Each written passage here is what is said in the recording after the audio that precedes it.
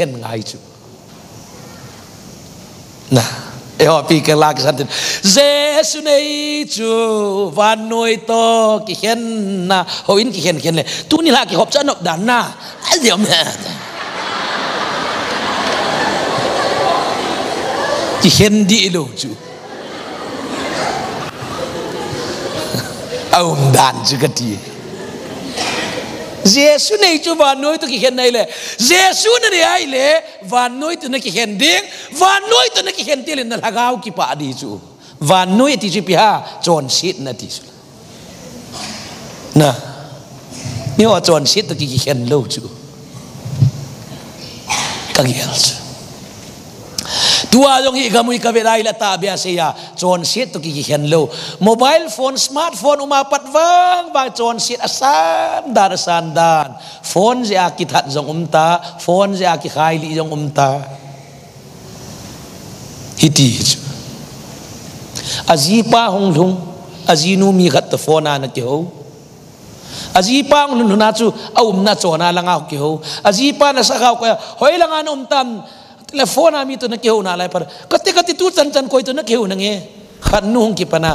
Nigin moham milung niau. Cicon kena muncul mak kau le. Iti dana nak cicon le le. Kau mahang nak kau thelo nange te. Khanun kathu heta letrina cita. Letrina cipa na azipa lung titalo. Letrin pangat agangaya hile. Akio hondan di talo itu.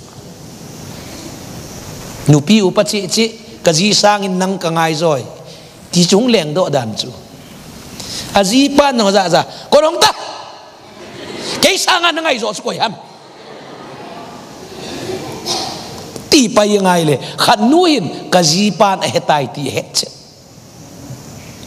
pana hi kot chwakil cha khel khat pan itelo wanga kyon lo pana hi chikot penta ka khet hong lel dinai samta hei cha ga hol le muwa lo hei cha hola atu ho ma hi le khanuhin kazipa ka chunga lunghang tai ti het pana adil o a chuna ki khai li man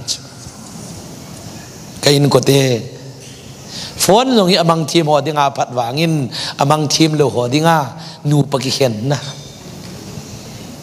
kin sung kina na na ngel ta tong cho roi si a phone choi di khat chaum telu sko kala phat le ni be pi di he hi